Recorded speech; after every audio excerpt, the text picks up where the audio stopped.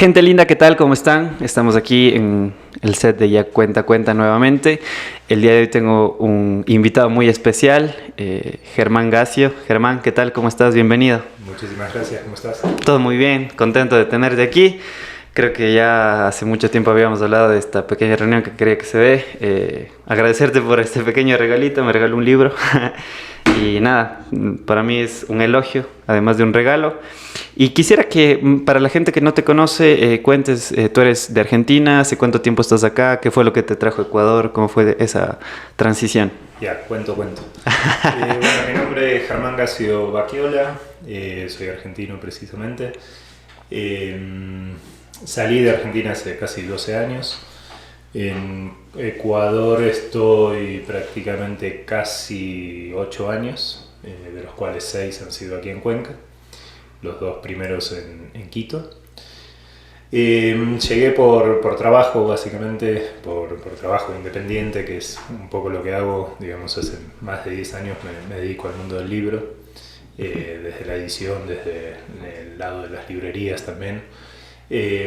Y bueno, después de un largo trayecto por distintos países de América Latina, que salí de Argentina justamente un poco con el fin de saber y de pensar qué estaba pasando, digamos, en nuestros países vecinos, porque hace unos 15 años en Argentina básicamente era lo único que llegaba de libros, llegaba de España, quizás de México, pero todo lo que era el resto de Latinoamérica y países vecinos, fronterizos incluso como Chile por ahí, o Perú o Bolivia, no se sabía nada. Entonces el afán, digamos, de mi éxodo fue un poco ese, ¿no? Como intentar entender sociológicamente qué era lo que estaba pasando, que nos desunía tanto como países hermanos, por qué se generaba eso, e intentar cambiar un poco ese problema, ¿no? Es muy bacán para mí lo que haces y sobre todo el negocio que tienes, ya que, o sea, la finalidad,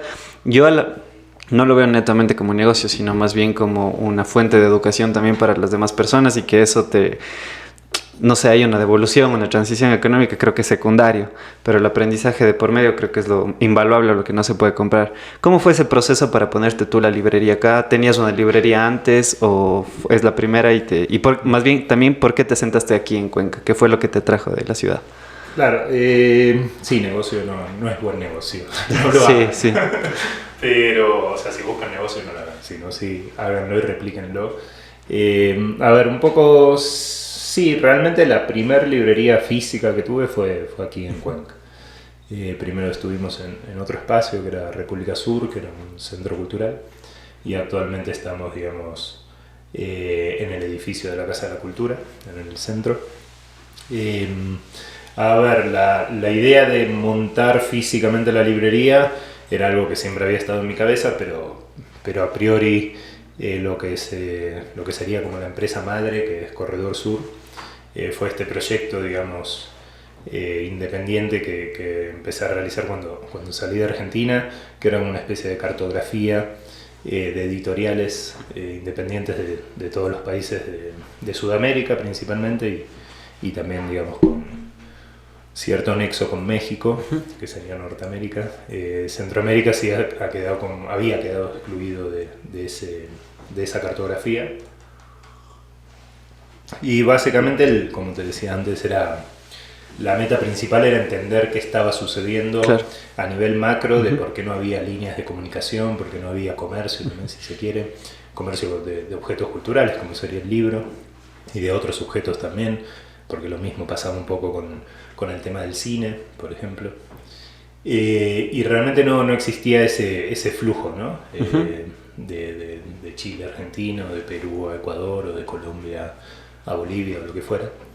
Entonces esa fue la gran incógnita, por lo cual empecé a cartografiar, digamos, cada uno de los países, entrevistándome, conociéndome con los editores de esos países, y de a poco empezando a tender líneas comerciales, si se quiere, o culturales, o ambas, por ejemplo a través de ferias del libro. Entonces nosotros participábamos con Corredor Sur, en definitiva era una librería itinerante desde México hasta la Patagonia, Entonces vivía con una maleta, básicamente no vivía en ningún país. Entonces me iba trasladando de la Feria del Libro de México, a la Feria del Libro de Panamá, la de Colombia, la de Chile, la de Ecuador, llevando cajas y cajas de estos libros, de estas editoriales que nunca habían salido a veces ni de su ciudad o de su país, ¿no? Entonces, en definitiva, éramos una librería, pero una librería itinerante, sin base en ningún lugar. Y a través de varios años, digamos unos 4 años que hicimos ese trabajo continuo, desde el 2010 al 2014, logramos generar como ciertas sinergias y ciertos diálogos entre distintas editoriales de varios países, y no solo de editoriales, también ahí ya se metieron más el canal comercial, digamos las distribuidoras que decían, mira qué piola esto que trajo Germán de Colombia. Entonces estábamos en Perú y decían, me interesa el contacto, bueno, acá tenés el contacto, y le empezaban a comprar a la editorial colombiana para distribuir en las librerías de Lima, por ejemplo. Entonces todos esos canales comerciales se crearon ahí en esos años, digamos, siguen actualmente vivos obviamente, y cada vez con mayor caudal, digamos, de comercial. Bueno, después me cansé, me cansé de vivir 4 años prácticamente en ningún lado, ¿no? O sea, es algo hermoso viajar, todo lo que quieras, pero sí arruina y cansa, ¿no? Y también el hecho de no tener raíces en ningún espacio me empezó a conflictuar, y decidí de algún modo, después de tantos años de venir a Ecuador, como te digo, más o menos unos 3 años, del 2010 al 2013 que venía aquí todos los años, 1 o 2 veces al año. Me di cuenta de que Ecuador en definitiva era como el país, incluso después de Bolivia, o sea, era el país más débil a nivel de ecosistema del libro, ¿no? Existían muy pocas editoriales. Las editoriales que existían siguen existiendo actualmente, pero son editoriales, digamos, con fines comerciales, donde incluso se le cobra dinero al autor, que después no tiene una gran distribución. No existían muchas librerías tampoco. Había las cadenas de librerías, y una librería en Quito que era una librería independiente, entre comillas, Rayuela, y después no existían más librerías. Entonces dije, bueno, Ecuador es un terreno donde quedarme y empezar a crear, ¿no? Un poco algunos sedimentos un poco más éticos dentro de lo que es el ecosistema del libro. No solo crear yo, como decir, bueno, yo voy a acaparar y monopolizar el mercado del libro, no para nada, sino al contrario, como empezar a animar a gente a que tenga sus propias editoriales. Yo creé una editorial aquí en Ecuador, que es La Caída. Otros compañeros empezaron a crear editoriales, entonces realmente desde el año 2014 que me vine para acá a hoy, digamos, después de estos 7, casi 8 años, sí hay como un despertar, digamos, del mundo editorial y librero. O sea, desde el 2014 a hoy podría decirte que se han creado como 20 editoriales, hay como 15 librerías independientes en el país, nuevas. No digo que lo haya hecho yo, ¿no? Simplemente es como que tiré encendí, ¿no? Como la mecha, como que había gente que quería hacerlo, pero por ahí, ¿no? Con ciertos imperativos sociales o morales, decían, no, ¿cómo voy a desperdiciar mi vida en un trabajo, en un negocio que no es redituable, si puedo ponerme en un lugar de salchipapa, ¿no? Entonces por ahí mucha gente no se animaba, y cuando vio que alguien lo hacía dijo, bueno, sí, si él lo hace podemos hacerlo, ¿no? Entonces de algún modo eso generó, fue lindo. La semana pasada estaba en Quito, después de 2 años prácticamente, y un compañero que tiene una librería virtual nuevita de hace 2 años se me tiró encima, así como una especie de groupie fan. Okay. Se me tiró encima, yo ni lo conocía, o sea, lo conocía que tenía por Facebook, ¿no? La librería virtual me dice, no, es que yo empecé a hacer esto gracias a vos, porque vi todo lo que haces, y fue así como, bueno, ya, okay. Muy lindo, ya me da un poco de vergüenza que me lo digas, y después me seguía a todos lados, medio acosador, pero bueno, lindo. Y no, es full interesante el proceso que tuviste que pasar para llegar al punto en el que estás ahora. O sea, quien escucha lo que tú dijiste de que viajar cansa e incluso te arruina, alguien que no haya salido puede decir, ¿cómo? Si yo sueño con viajar y todo eso. Y ahí me surgen 2 preguntas. La primera, ¿a qué te refieres con eso de que arruina? ¿Y qué tal es, o qué es lo que te impulsó también a ser independiente, o sea, de una u otra manera buscar tu camino a la margen del sistema educativo, a la margen de lo preestablecido, que fue lo que te impulsó a buscarte de otra manera socialmente adaptada, digamos así. Dos preguntas largas. Bueno, la primera vamos a resumir la ruina en el sentido, bueno, la ruina en muchos sentidos. La ruina no solo en el económico, digamos, sino también en el personal, ¿no? Uno tiene que saber dejar o saber perder, que es algo que es, como creo que es uno de los temas desde la psicología más interesantes que podremos hablar ahora, ¿no? No del duelo existencial de muerte, sino el de desalojarse de cosas, de desprenderse de cosas. Es como que estamos en una cultura, la cultura occidental al menos es súper posesiva, ¿no? Y eso lo ves, que se en relaciones tóxicas o un montón de cosas. Entonces el saber desprenderse de eso obviamente arruina en el sentido de que uno duele, ¿no? Tiene varios duelos, por ahí te enamoras de alguien, pero decís, no, bueno, no, esto no se puede llevar a cabo porque sos una persona que se mueve o lo que fuera, que no puedes quedarte con esa persona que de golpe conociste o te guste o estés enamorado o lo que fuera. Entonces realmente arruina muchas cosas, ¿no? Uno arruina, digamos, la estabilidad emocional propia de uno y también de algún modo empieza a salpicar a otros.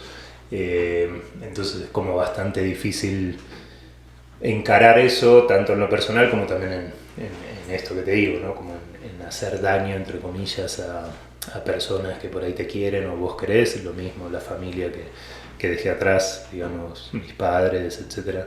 En Argentina es siempre, bueno, el niño perdido que está por ahí, al que vemos una vez cada año, con suerte. Ahora no los veo hace 3 años, pero bueno, pandemia, ¿no? Claro.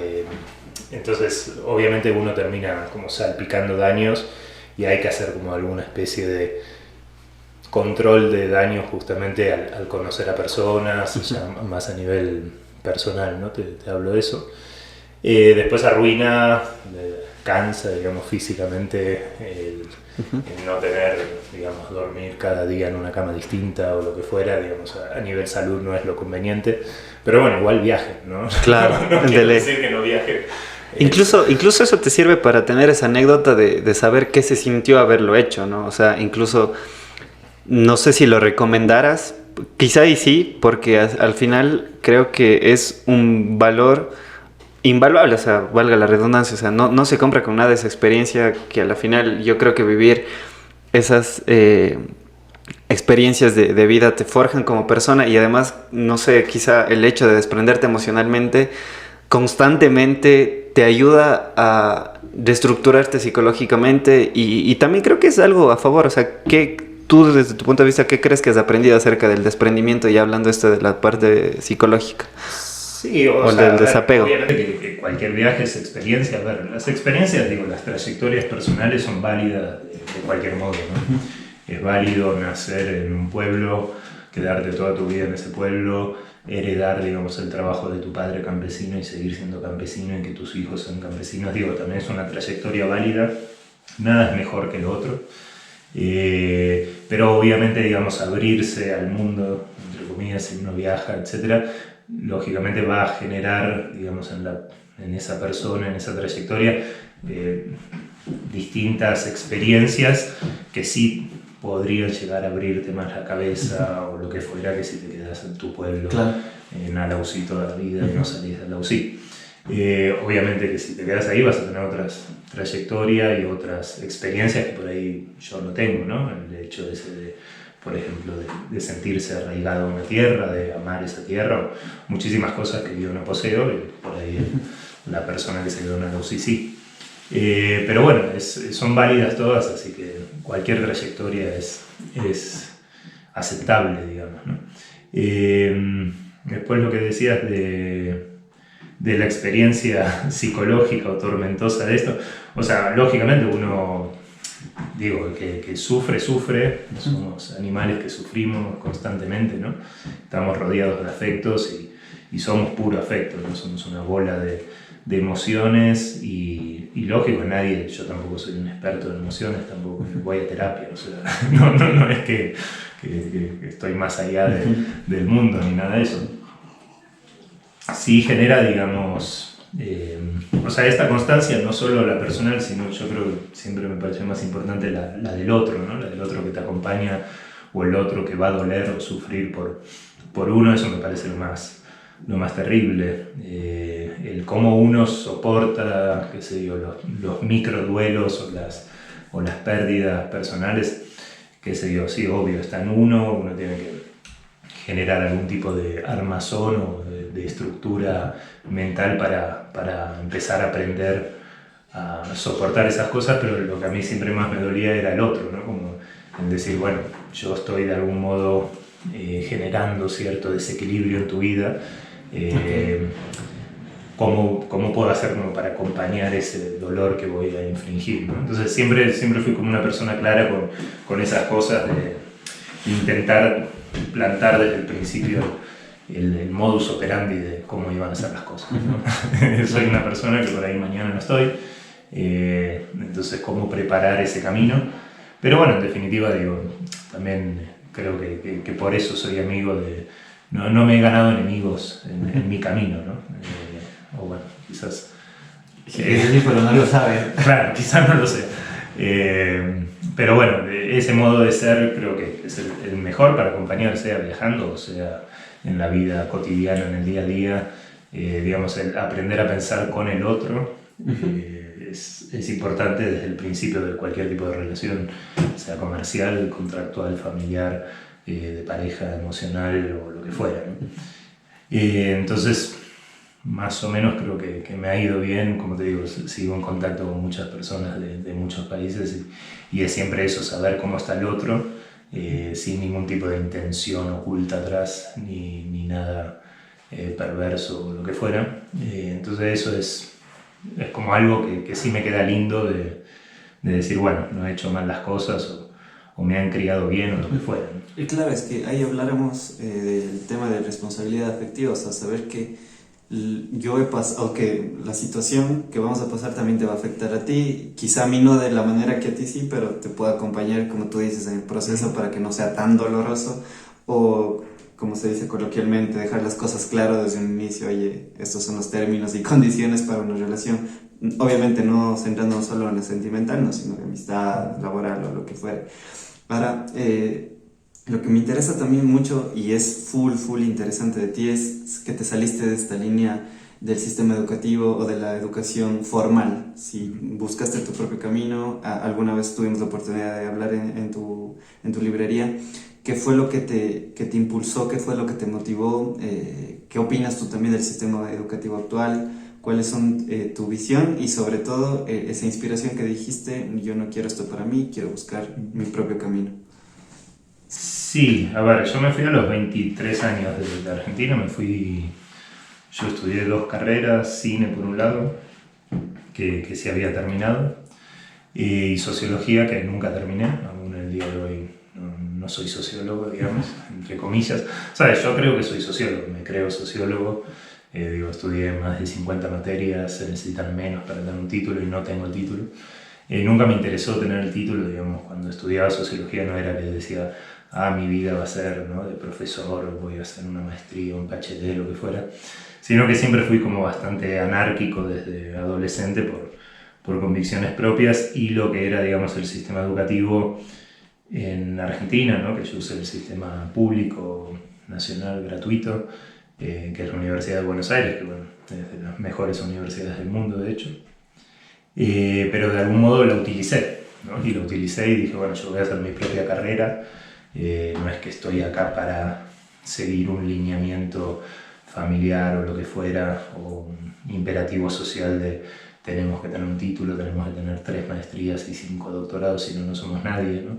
Ese tipo de carrera académica que existe hoy en día, bueno, que existió siempre, hoy en día ya está más exacerbada por otra cosa que es, digamos, como la esfera del negocio o el capital ha invadido la educación ya a niveles perversos, donde realmente los títulos son una cuestión de compra y venta, lo mismo de comprar un auto o comprar una casa, ¿no?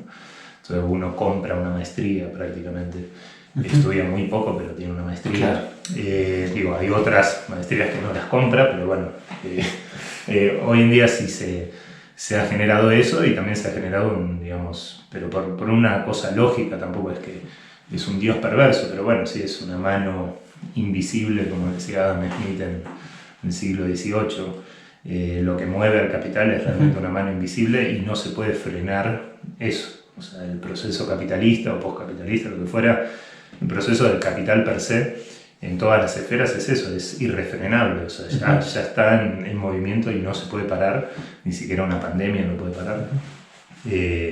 Es algo atroz, entonces todo el tiempo tiene que estar comiendo nuevas esferas, ¿no? ¿Dónde más va a desarrollarse ese capital? Entonces dicen, mira, la educación está medio prístina, ¿no? Metámonos en la educación. Mira, la cultura, el arte está ahí medio que no. Mira, no pagan impuestos los artistas, bueno, vamos a hacer que paguen impuestos, ¿no? Entonces se come todo lo que encuentra, y donde encuentra, digamos, un vacío se mete, ¿no? Es casi una cuestión química, digamos, ¿no? Como el aire o el agua, digamos, un torrente de agua, si vos le abrís la puerta, el agua entra.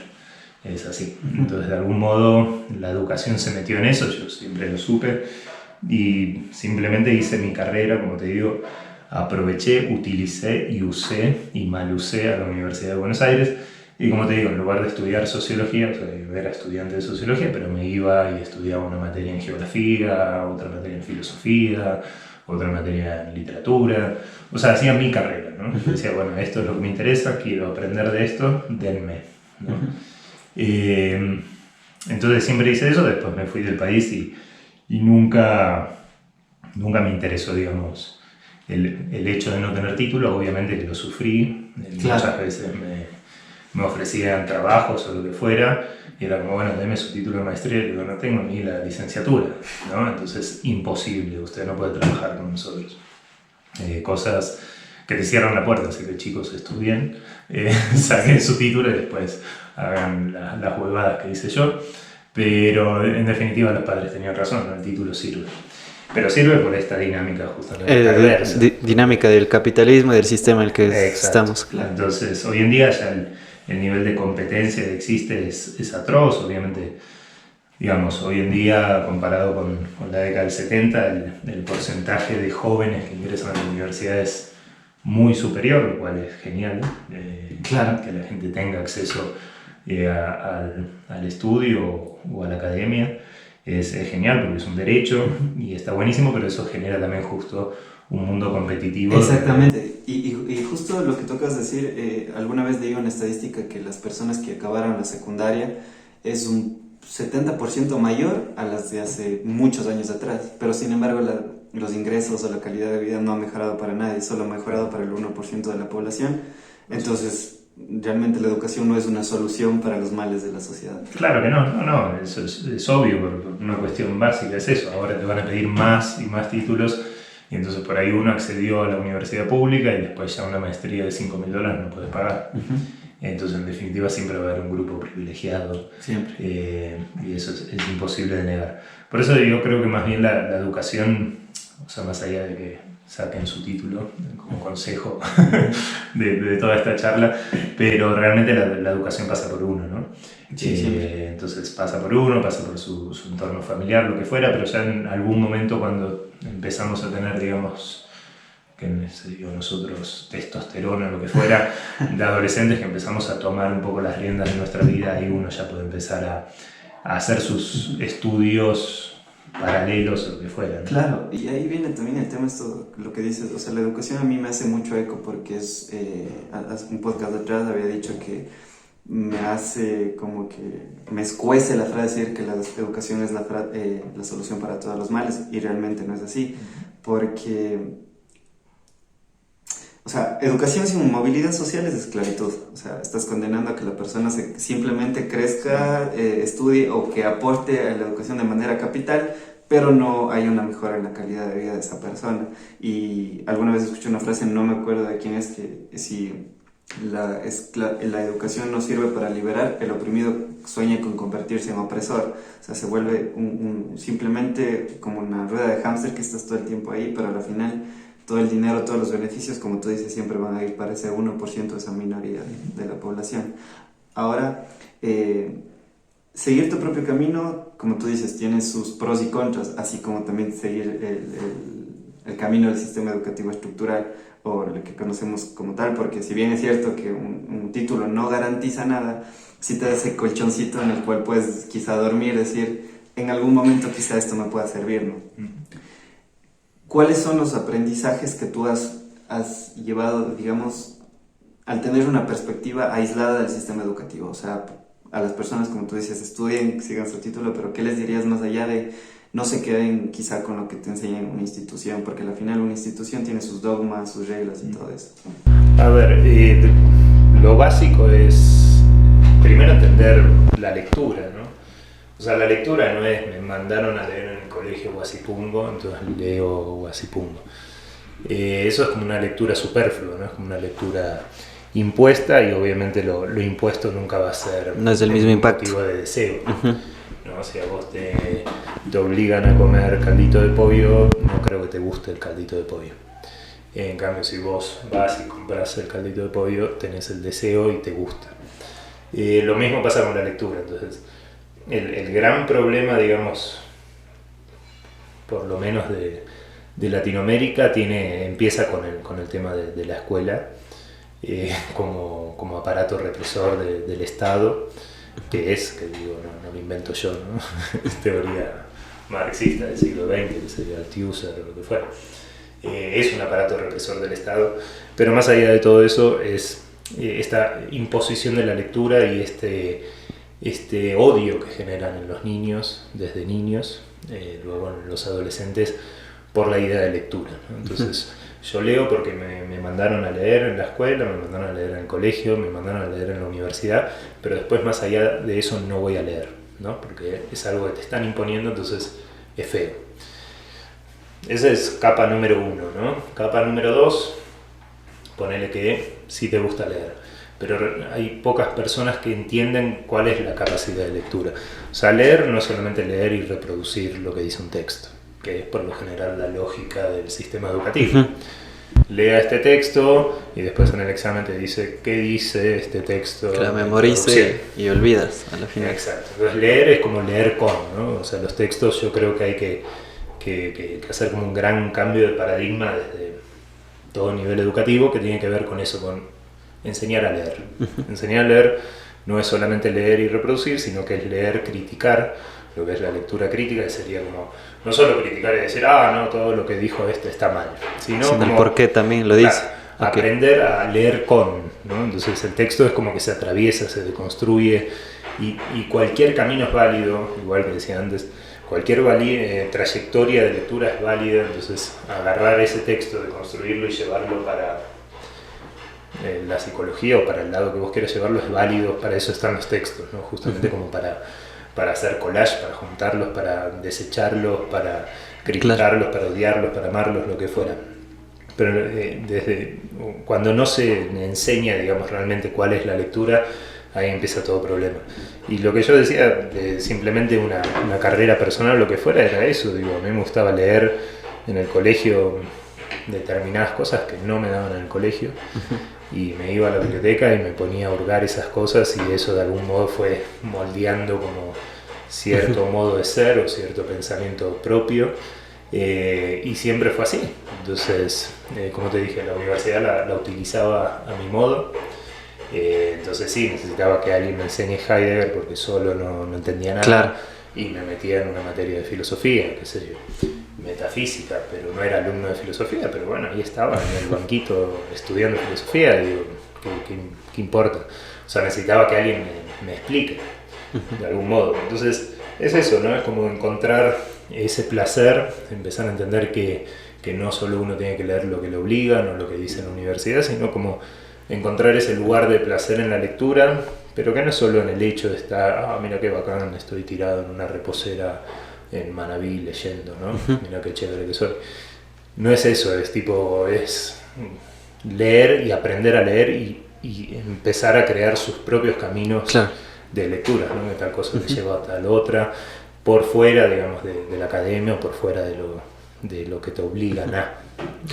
De ahí me surge también, hay un tema muy interesante justo lo que acabas de decir, porque ahora estamos viviendo como en una sociedad del postureo, de que mira, leo y soy todo un bacán. Y alguna vez escuché una frase justamente de la filosofía y quisiera entrar por ahí por el tema de la filosofía. No me acuerdo quién la postuló, creo que era un filósofo australiano que decía la filosofía no se la enseña, la filosofía se la vive. O sea, si bien la etimología de filosofía es amor al conocimiento, no es solo adquirirlo, sino también saber criticar lo que sabes y estar abierto a ideas totalmente contrarias, o sea, que sean la antítesis de lo que tú tienes. ¿Qué opinas tú de la filosofía como un estilo de vida, más allá de simplemente, como tú dices, leo Heidegger y sé lo que también postuló Nietzsche o cualquier cosa, sino más bien llevarlo a la práctica del día a día? Sí, sí, que, a ver, comparto completamente filosofía. Cuando uno piensa en filosofía, hay un chiste guayaco que no lo voy a reproducir ahora porque no me va a salir, pero es un poco eso, ¿no? Es como un tipo en una parada de bus que le pregunta a otro que estaba leyendo qué está haciendo, no, filosofando, bueno, pero filosofía es eso, ¿no? Digo, un reggaetonero tiene una filosofía de vida también, que es andar usando collares y siendo desprendido y sexualmente libre o lo que fuera, misógino seguramente. Digo, es una decisión y es una filosofía de vida en término amplio, ¿no? En término vulgar, qué sé yo. Entonces, eso existe. Lo que dijiste, la edad del posteo. No, postureo. O sea, como... Postureo. Nunca había escuchado eso. Pero sí, eso es lo que más me preocupa en verdad como ya adulto, mayor. Digamos, me preocupan mucho las generaciones nuevas, ¿no? Lo que fuesen millennials, centennials. Y eso es lo que más me preocupa, ¿no? Ayer, bueno, pasa todos los días, pero ayer, por ejemplo, a la noche estaba en la librería, entró una pareja y lo primero que hizo la chica apenas entró fue sacar su celular y hacer una story. Entonces es como, ok, ¿te importa más que el mundo sepa, digamos, el mundo que es el mundo reducido de los pocos seguidores que debe tener esa chica? Bueno, no importa si tuviese miles de seguidores, importa más decirle al mundo que vos entraste a una librería que vos tener la experiencia de entrar a la librería. Fue inmediato, cruzó la puerta, sacó el teléfono y empezó a filmar. Pero si no te interesa la librería, o sea, si no entraste y dijiste, wow, mirá, libros, yo, no te pusiste a vos en el centro, ¿no? Pusiste a mis followers o a mis espectadores como prioridad número uno. Yo debo decirles, informarle al mundo que estoy en una librería, pero yo no estoy atravesando ningún tipo de experiencia enriquecedora en la librería, si lo único que hacer es sacar tu teléfono. Entonces eso es lo que me preocupa, digamos. No tenía ese término que usaste, pero sí, o sea, estamos, digamos, se supone que yo soy millennial, le pegué en el palo porque nací en el 85, pero bueno, a ver, digo, yo no soy millennial, yo tuve celular por primera vez. Me resistía a los celulares cuando era adolescente, ya existían, pero lo tuve por fines prácticos a los 18 cuando empecé a trabajar y necesitaba el teléfono. Y siempre me he resistido a todo, en definitiva soy como un boomer total, pero bueno, más allá de mi caso, que estoy ahí como en el límite del millennial, el verdadero nativo digital, ¿no? Que serían los millennials de 30 que nacieron con internet. O sea, yo internet experimenté los cambios de internet desde los 90 hasta hoy, pero digamos ese nativo digital que nació con internet, que nació con todas las tecnologías digitales, ¿no? Teléfonos, tablets, lo que fuera, realmente a mí me preocupa mucho ese sujeto, digámosle. A ver, me preocupa de muchos lados. Número uno, porque la tecnología nunca es neutral o inocente, ¿no? Claro. Eso, bueno, es un debate sobre todo del siglo XX, ¿no? De las teorías sustanciales o las teorías instrumentales de la tecnología. Se hablaba mucho del tema de la bomba nuclear, ¿no? Que se dio, Einstein hizo un descubrimiento, bueno, y de golpe, gracias a eso llegaron a una bomba o lo que fuera, ¿no? Entonces todo el carácter ético de ese tipo de descubrimientos, y segundo, que siempre la mayoría de las grandes tecnologías nacen por la guerra, ¿no? Por un afán de conquistar a otro, y internet no es ajeno a eso. Claro.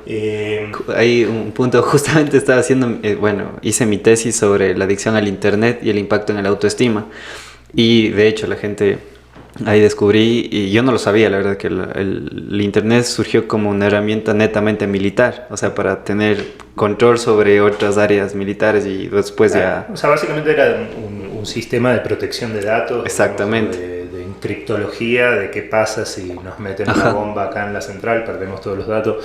En cambio, Internet se empezaron a crear los cables como una especie de soporte de, bueno, si perdemos un cable hay otro cable que va a mandar la información igual, etc. Después, bueno, fue con fines también académicos, digamos, estuvo ahí metido, digamos, lo que era la academia y lo que era la empresa privada. No me acuerdo ahora la empresa, pero una empresa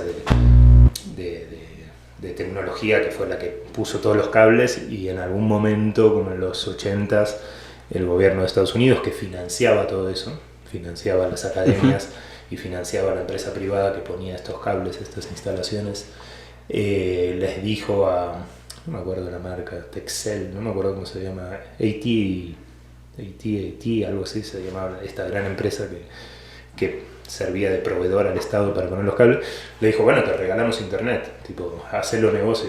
Y esta empresa dijo, no, si esto no es ningún negocio. Hoy en día se arrepiente completamente, claramente vemos que había un gran negocio detrás. Pero lo que más me preocupa es eso, ¿no? Como esa especie de ingenuidad que tienen los jóvenes, y al mismo tiempo, digo, no estoy diciendo que los jóvenes son unos tarados, todo lo contrario, ellos reproducen ciertos discursos como, no, ahora nosotros somos más libres porque tenemos acceso a todo esto, nosotros podemos decidir, nadie decide por nosotros. Y es como un nivel de ingenuidad, como decir, la tecnología es así de neutra, no hay nadie que la diseña, no hay nadie que está siguiendo tus estadísticas, algoritmos, etc. En serio, sos tan ingenuo. Claro. Pero más allá de ese nivel de ingenuidad básico, número uno, que bueno, muchos jóvenes saben que eso sucede, digamos, hoy en día hay hasta Netflix te dice que eso sucede, ¿no? Hay documentales que hablan de lo malo que es Google y todo eso, entonces te reproducen esos documentales y es como, bueno, bacán, no me reproduzcas lo que ya dijo Google, que además es bastante básico, sino que empecemos a tener responsabilidad sobre el uso de las tecnologías. Más allá de eso, después eso pasa a nivel político, ¿no? Existe como en los centennials o en los millennials una idea impuesta, que es la idea de la política es mala, ¿no? Claro. No, yo en política no me meto, a mí la política no me interesa. Bueno, yo no digo que te hagas guerrillero y tomes el control del Congo belga como hizo Che Guevara, pero tampoco pases al extremo de que la política es mala. Pero eso fue algo que se les vendió, ¿sí? Se les vendió a través de, obviamente, las tecnologías digitales, perfectamente, ¿no? Como decir, miren, ahora ustedes son más libres que nunca, ¿para qué van a necesitar la política si la política es mala? La política déjenla a nosotros, ¿no? Claro. Así que es más sencillo y tenemos menos oposición. Entonces ese discurso, digamos, apolítico de estas generaciones es lo que más me preocupa, porque después viene con esta contraparte, de algún modo, que también se les vende, y ustedes no saben que se les vende, pero se les está dando, que son estas ideologías planas, digámosle, ¿no? No, a mí la política no me importa, pero soy vegetariano. Ok, tipo, sí, yo voy a salvar el mundo porque soy vegano. Ok. Y un montón de otras, bueno, el poliamor, otra ideología plana, ¿no? Que no tiene ningún tipo de sustento atrás. No, miren lo libres que somos, que ahora somos todos poliamorosos, tenemos 20 años y somos poliamorosos. Pero si no tenés una trayectoria emocional, ¿cómo de golpe comprás esa idea? Y ahí me hace eco también con lo que acabas de decir, el libro de Guy Debord de la Sociedad del Espectáculo, un filósofo que no conoció las redes sociales, pero que de una u otra manera transmitía esta idea de que nosotros somos un personaje que queremos, o vamos a mostrar aquello que la sociedad queremos que vea, ¿no es cierto? Y ahora se vive esto con las redes sociales, o sea, básicamente creamos un yo digital para mostrar aquello que es socialmente aceptado o adaptado a lo que nos exige la sociedad. Pero como tú dices, lejos de estar ayudando, esto también, creo que en su mayoría, bueno, desde el punto personal y en base a lo que dice la tesis, está perjudicando de sobremanera, porque hay como que un cisma psicológico de que no hay una congruencia entre lo que muestro y lo que realmente soy. Entonces me doy mi validez a través de lo que yo estoy mostrando, pero lo que soy no tiene nada que ver con eso. Entonces hay como que ese choque y las bases psicológicas se debilitan. También tocando este tema de lo político, estoy completamente de acuerdo contigo. Justamente ayer grabé un podcast con Chris Moscoso, que le mando un saludo. Decíamos que la política son temas que se deberían hablar en la mesa y formar un criterio propio. Desde pequeños, para que sepan votar, sepan que incluso saber discernir las propuestas de un partido político. Me gustó mucho eso que dijiste de la sociedad, del espectáculo, como lo diría Guy Debord, porque es algo que estamos viviendo, ¿no? Y ahora este tema que dijiste del poliamor, ¿tú qué opinas de eso y por qué lo consideras tú como una ideología plana? Más allá de lo que acabas de decir, ¿no? Que es como todavía no hay bases psicoemocionales fundamentadas como para que hables de eso. Y yo he pasado por eso en el ámbito personal y también de gente conocida, ¿no? En algún momento en mi inmadurez, sí, me pasó lo mismo. Pensaba que el hecho de pensarlo y filosofarlo te hacía vivirlo, y no siempre es así. Entonces, cuando intenté experimentar eso, tenía unos 20 años, fue como que me chocó mucho y me di cuenta que el problema era yo. Entonces, ¿qué opinas tú o por qué consideras el poliamor una ideología plana y sobre todo cómo llevarla a cabo y digamos a la práctica? O sea, ideología plana, que sí, es un concepto que acabo de tirar, pero nunca lo pensé. Es un término que se me vino para decir eso, para no decir ideología vacía, ¿no? O sea, desde el... respeto a los veganos, respeto a los vegetarianos. Simplemente decía esto de plano... A ver, al generar y al existir este vaciamiento político de las nuevas generaciones con esta idea de la política es una mierda, lo que fuera, ese vacío lo tenés que llenar de algo. Obviamente lo vamos a llenar de publicidad, de ads que te van a aparecer con todo lo que vos estabas pensando en comprarte. Te lo llenamos el vacío, sociedad del espectáculo, y antes ya lo habíamos hablado de esto, del consumo copando nuestras vidas, y hoy en día mucho más que antes, ¿no? Es como que uno dice la palabra viaje y al día siguiente en el celular tenés promociones de viajes, ¿no? Sospechoso. Pero bueno, ese vacío que genera, digamos, la apatía política, porque un extremo es tomar las armas y ser un gran militante, pero otro por lo menos es estar enterado, como vos decías, hablar en la mesa familiar, hablar en la charla de amigos, no solamente de qué hice ayer y cómo me emborraché ayer, sino hablar y decir, che, mirá, tal propuesta, tal otro, ¿no? Realmente no hay, es una apatía total, es como, claro, básicamente vos totalmente. con los jóvenes y es como, ¿y a quién vas a votar? No, ni idea.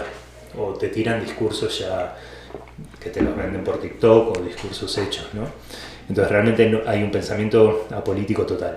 Eso se llena, digamos, y se compensa, además de que con consumo, que es la meta prioritaria, con estas ideologías planas, ¿no? Como para de algún modo decirle al joven, ojo, vos no sos un apolítico irresponsable, etcétera, etcétera, sino que, mira, podés ser vegano.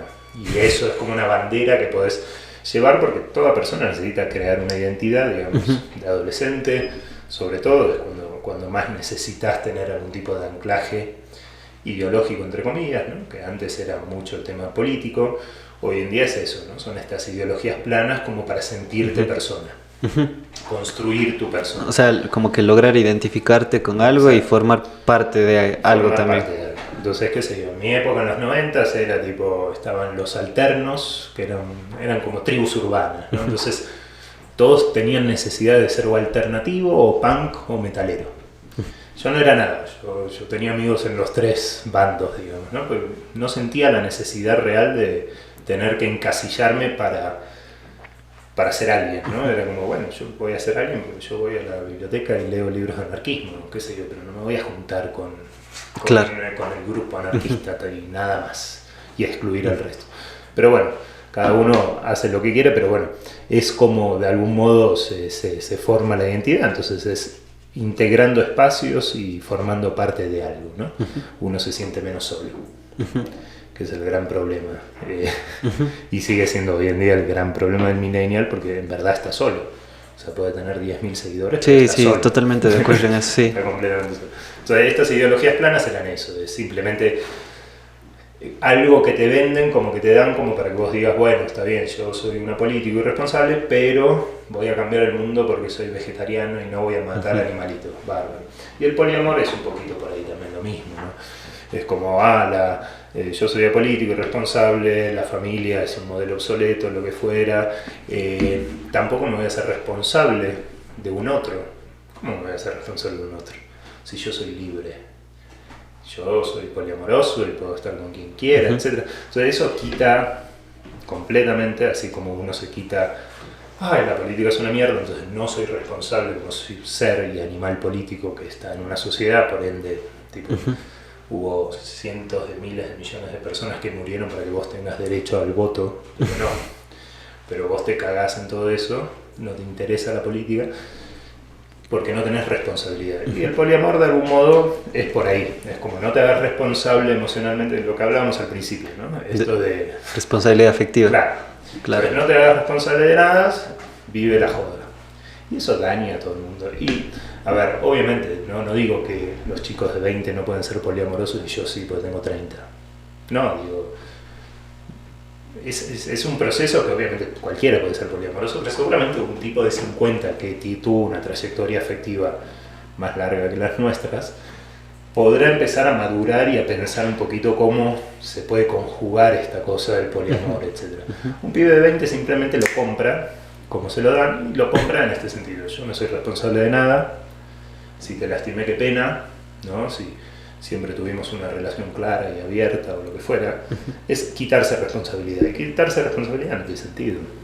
O sea, es preocupante. Preocupante a nivel político, es preocupante a nivel emocional, preocupante a nivel laboral, ese hecho de yo no soy responsable de nada, y bueno, entonces... Y ahí creo que caemos en la trampa del individualismo, y que creo que estamos viviendo una sociedad muy individualista, lo había dicho en un podcast anterior, que nos olvidamos que nuestra individualidad solo es posible a través de un colectivo. O sea, yo no puedo definirme como un yo si no me rodea más gente que también me definió.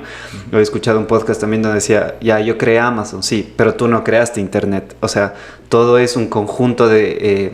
Sí, exclusión e inclusión. Exactamente, o sea, todo es un conjunto de actividades colectivas para que tú te formes como alguien individual. Tengo una maestría, sí, pero tú no fundaste la universidad. O sea, claro, ahí tienes que también darte cuenta que el colectivo te define como un yo y que tú te defines a través también del colectivo. Y eso me llevó también dos preguntas claves que recordé ahora que hablando del colectivo, de la individualidad, de Freud, acerca del arte, porque sé que te gusta muchísimo el arte, también sabiendo que el arte ha caído presa del capitalismo y que ahora todo se volvió un commodity y todo eso. ¿Qué opinas de eso? Y sobre todo, ¿qué opinas del arte como un elemento catárquico para el ser humano? O sea, realmente el arte, no sé, más complejo, no sé si es la palabra adecuada, pero no de poner un guineo con una cinta y llamarlo arte. O sea, ¿qué opinas tú de esas dos cosas? O sea, el arte como catárquico, por supuesto, siempre lo fue desde hace más de 15.000 años, cuando pintaban paredes con los dedos, digamos, las pinturas que se encuentran en cuevas, etc. Hasta el día de hoy, digo, el arte siempre va a ser catárquico, pero va a ser catarsis para el artista. Claro. No es catarsis para el espectador. Sí.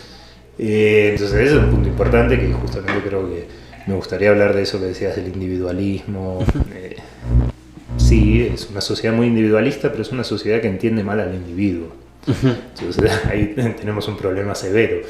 Yo siempre le digo a los autores con los que trabajo, digamos, como editor, que también es jodido, ¿no? Trabajar con un artista como editor, porque de golpe hay artistas que vos le decís, che, mira, esto tendrías que cambiarlo, y te dicen, no, ¿cómo voy a cambiarlo si yo soy perfecto? Bueno, perfecto, ya. Pero siempre hablo de eso, de que el egoísmo en cierta dosis no es malo. Yo creo que el ser humano sin egoísmo realmente nunca va a progresar, que se necesita como esa cuota egoísta. Pero bueno, obviamente después hay polos, ¿no? Claro, lo que hablábamos, sobre todo con moderación, incluso la moderación. Pero más allá de lo que es el egoísmo, el pensar en yo, etc. Yo, por ejemplo, soy una persona, no es que me quiera hacer el humilde, pero muy poco egoísta, y porque disfruto mucho más el hecho de ayudar a otros, ¿no? Entonces, disfruto más el ayudar que vos escribas a yo ponerme a escribir, no me interesa. Pero bueno, eso es tema para terapia. Sí. Más bien el tema del individualismo es ese, ¿no? O sea, estamos en una sociedad muy individualista, pero que se ha confundido y que no ha tenido nunca la noción real de lo que es el individuo, ¿no? Entonces tienen obviamente mucha historia atrás, lo que es el sujeto o el individuo, y tenés 10.000 cosas ahí jugando para moldear un poco eso, pero estamos muy errados. Entonces realmente, si estuviésemos no tan errados, yo estaría muy a favor de que la sociedad fuese individualista.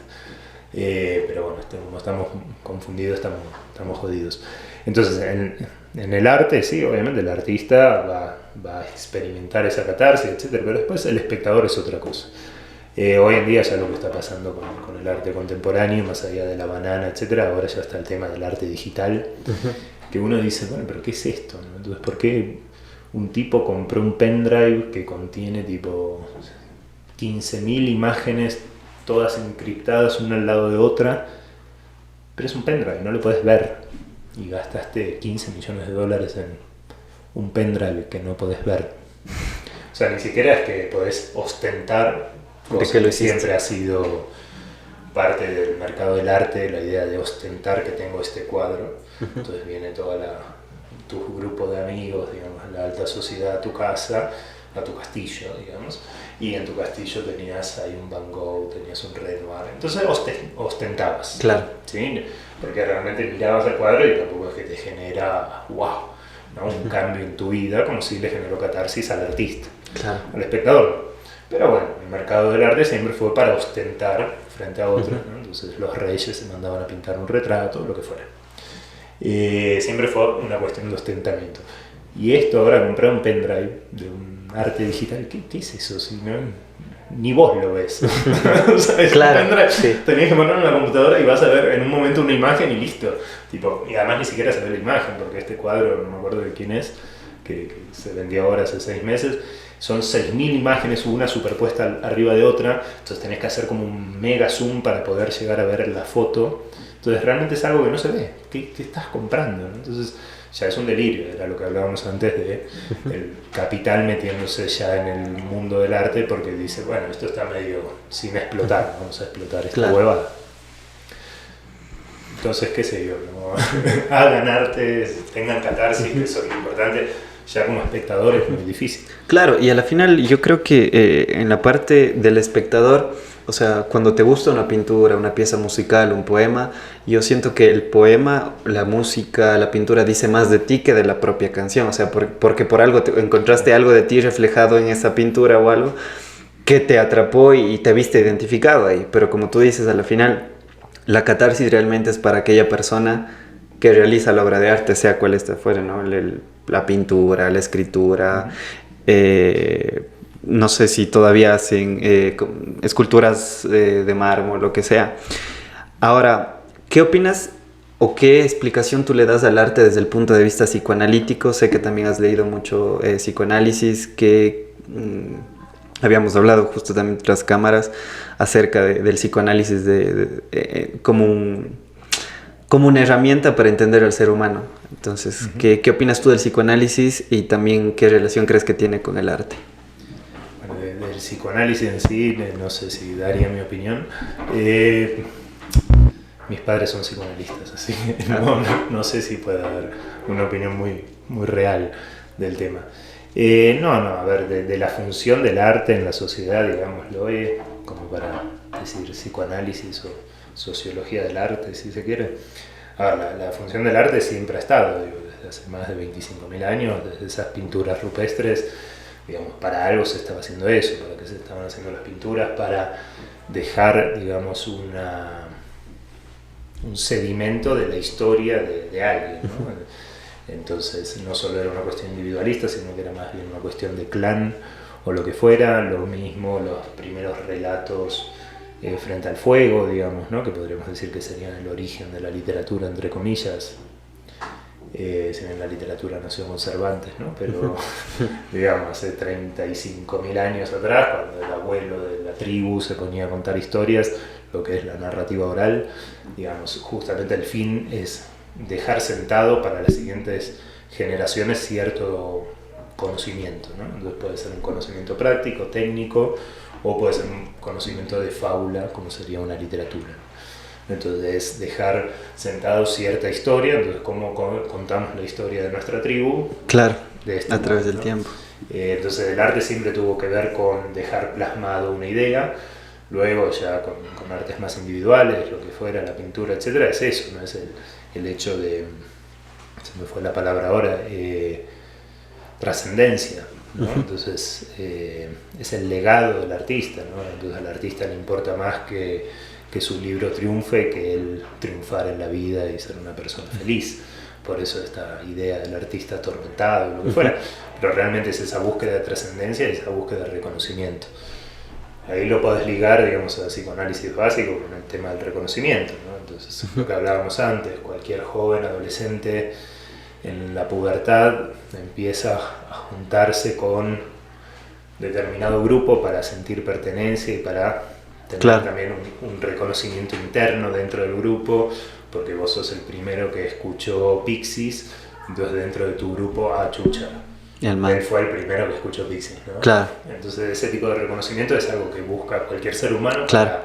para moldear su identidad y para lo mismo, no sentirse solo, sentir que es alguien, sentir que puede tener una trascendencia mayor que ir a trabajar todos los días y procrear y alimentar a sus hijos, digamos. Ese nivel de trascendencia individual es lo que cualquier ser humano busca de determinados modos. Algunos lo buscan con un trabajo fijo, otros lo buscan con un ascenso social, otros los buscan con capitalizar, otros los buscan con el yoga y el zen. Todos buscamos eso. Entonces digo, hay gente que lo busca a través del arte o gente que incluso como espectador de arte, y esto que vos dijiste que es muy preciso, es eso, ¿no? Como, o sea, Michelangelo no hizo ese cuadro para mandar un mensaje X. Digo, cada uno lo interpreta y lee, que era lo que hablábamos antes, porque no solo se leen libros, sino se lee todo. Uno lee de un modo individual y personal y cualquier lectura es valiosa. Entonces por ahí yo qué sé, digo, vi la Mona Lisa y dije, esto es una mierda. Bueno, ni siquiera sé si vi la Mona Lisa, creo que vi la copia de la Mona Lisa que está en el Louvre. Es una mierda. ¿Qué carajo es esto? No me movió nada. Todo el mundo va y le saca fotos, que es como, ¿para qué le sacás fotos tipo, a la Mona Lisa? Además le sacás fotos, no te dejan acercarte, hay como 10 metros de distancia. Entonces tenés que ver un cuadrito de este tamaño a 10 metros y están todos los chinos sacándole fotos y es como, ¿para qué sacás fotos? Si está en internet, tipo, la foto. Claro, no tiene sentido. Pero bueno, qué sé yo, ahí está, ¿no?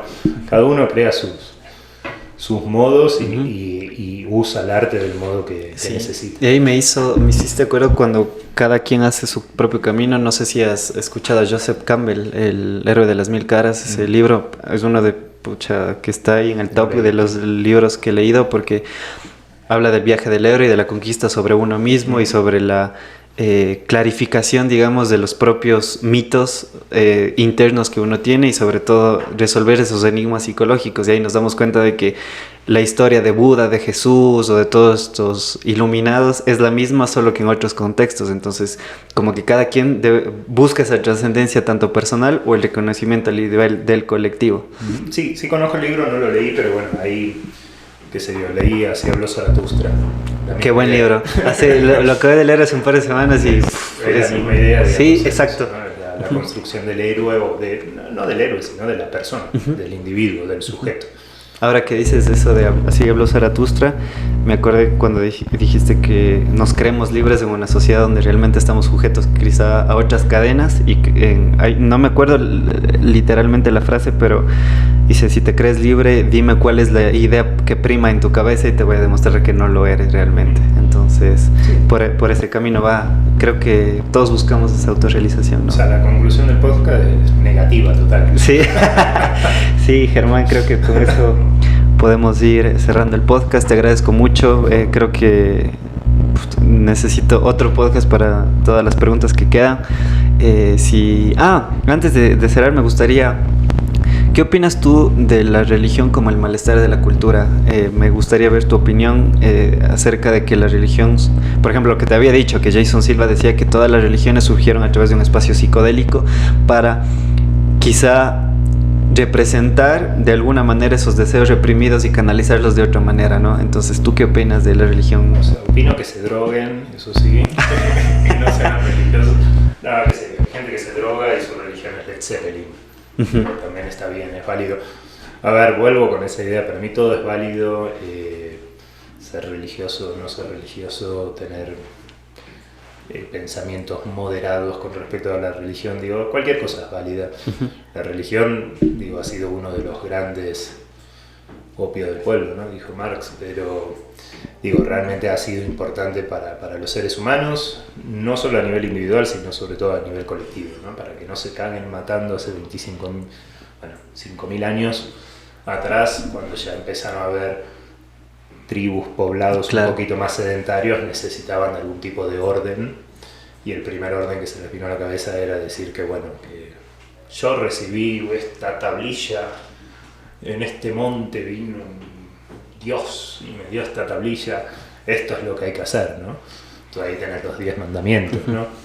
Digo, se necesitaba algún tipo de modo, porque si no era una guerra. Dejarnos llevar por nuestros impulsos de ley, claro. No existía la política, digamos, como institución, no existía el Estado, no existía la democracia o lo que fuera, o ningún tipo de política, ni siquiera la democracia.